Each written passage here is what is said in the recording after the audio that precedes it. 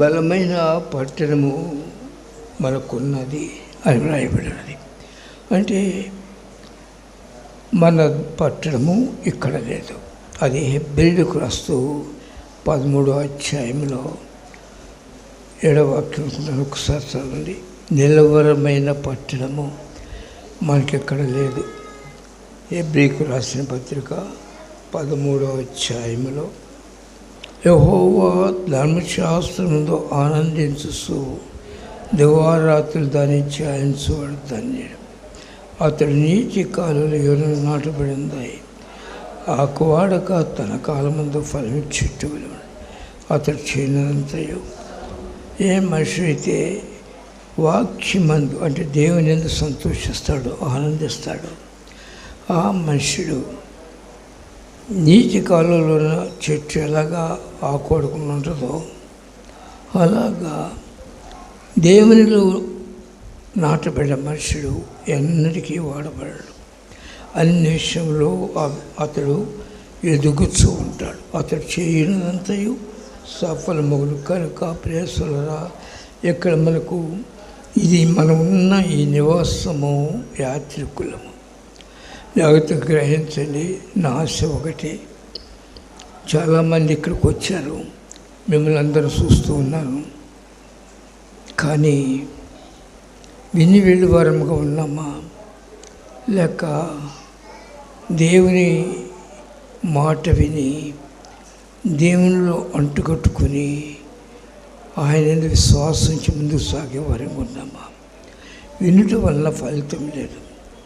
కనుక ప్రేసులరా, వినిన మనుష్యుడు దేవునితో జీవించాలి. మత్తయి సువార్త అంటాడు, తీయదని నేను చెప్పుకుంటాడు తను, ఈ నా మాటలు విని వాటి ప్రకారము జీవించువాడు బండ మీద తన పునాదిని కట్టుకున్న బుద్ధిమంతుని పోలిండు. గాలి, తుఫానులు, వర్షం దాని మీద కురిసిను అది పడిపోదు. ఎందుకు తెలుసా? అది బండ మీద కట్టబడిన. వాక్యమును జాగ్రత్తగా వింటూ వాక్య ప్రకారము వాక్యం మనం జీవించినప్పుడు ప్రేసులరా దేనికి మనం భయపడము. ఎందుకంటే ఆయన రక్షకుడు, మనల్ని ప్రేమించాడు. ఎక్కడో చెడిపోయిన మనలో నిర్దేవతలు మనలను, తిరుగుబాటు జనంలో మనలను విగ్రహాదులు చేస్తూ సృష్టికర్త నుంచి సృష్టిని ప్రేమించిన మనలను ఆయన ప్రేమించి బయట తీసుకొచ్చినారు. ఆయన ఆశలు ఒకటే, ఈ శాపగ్రస్తమైన లోకం ఇది, ఈ లోకం శాశ్వతము కాదు. కనుక ఈ అశాశ్వత లోకములో జీవించవలసిందే, కానీ గురి వేరొక స్థలం. నిలువరమైన పట్టణం ఇక్కడ లేదు.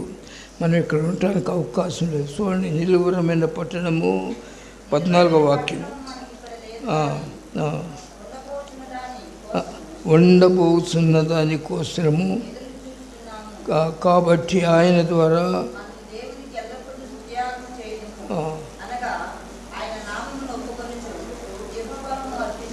చూడండి, నిత్యము ఆయన స్తుతించాలి. ఆయన మన పనులు చేసిన కార్యముల మేలును బట్టి ఆయన స్తుతించాలి. ఎందుకంటే ఒక దినమున మనము ఆ పట్టణంలోకి వెళ్ళాలి. ఆ పట్టణము నిత్యము స్తుతులతో నింపబడింది, స్తుతించే పట్టణము.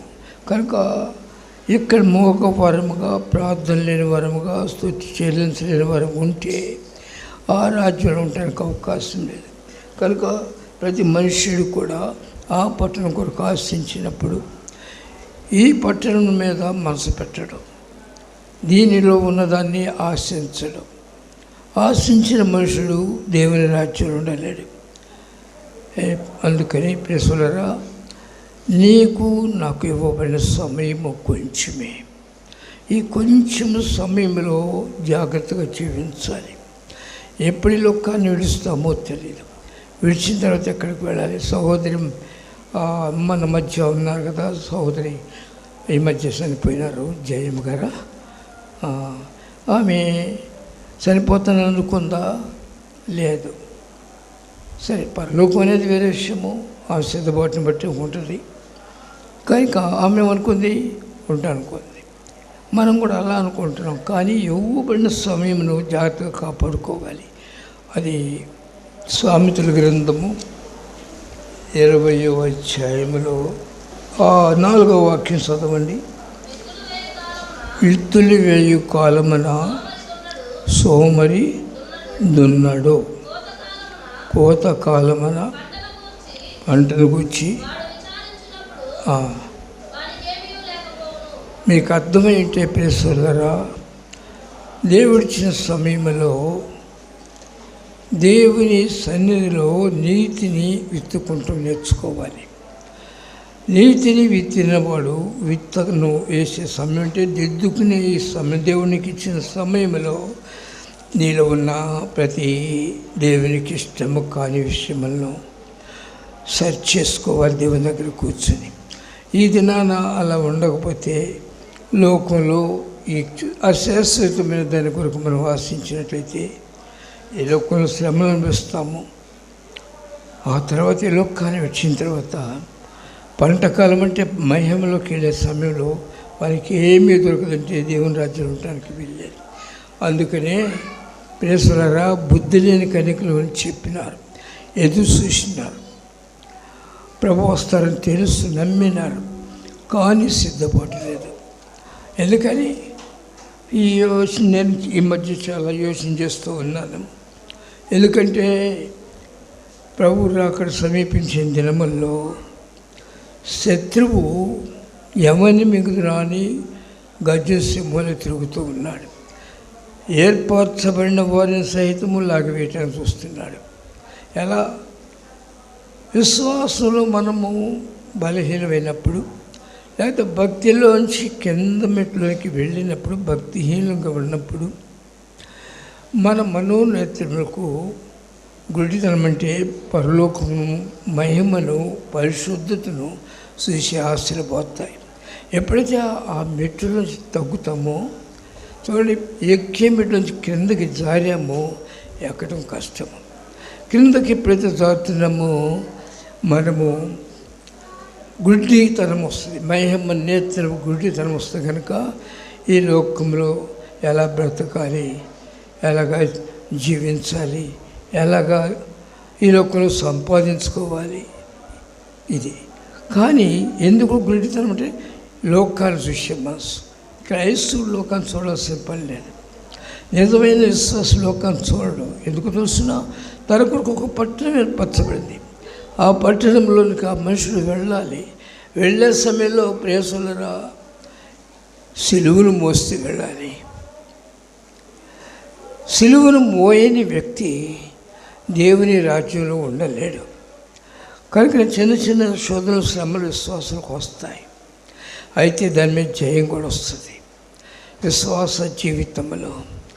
ఈ విశ్వాసం అంటే అతని ప్రయాణమంతా ఇరుకు మార్గము, విశాలత లేదు. ఎలా పడితే ఎలా మాట్లాడటానికి వీల్లేదు, ఎలా పడితే అలా జీవించడానికి వీల్లేదు, ఎలా పడితే అలా ప్రవర్తించకూడదు. నీ డ్యూటీ ఏమిటి? ప్రేసలరా, నీకు ఇవ్వబడిన సమయము చాలా సద్వినియోగం చేసుకోవాలి. కాలములు ఆయన చేతిలో ఉన్నాయి. ఆయన ఎప్పుడు పిలిస్తే అప్పుడు వెళ్ళాలి. ఎక్కడికి వెళ్ళాలి? నాకు ఒక పట్టణం ఏర్పరిచారు, ఆ పట్టణంలోకి నేను వెళ్ళాలంటే నువ్వు నిద్రపోతూ అంటే సోమరి ఉండకూడదు, లోకంలో ఉండకూడదు, లోకంలో విషయంలో నీ మనసు పెట్టకూడదు. నీ దేవుడు మహాగణుడు, సమస్తమును సృష్టించిన సృష్టికర్త. ఆయన మీద నువ్వు ఆనుకొని ముందుకు సాగినప్పుడు నువ్వు దేనికి భయపడవు. మీరు జాగ్రత్తగా వాక్యంలో ధ్యానం చేయండి, వాక్యంలో జీవించటం నేర్చుకోండి.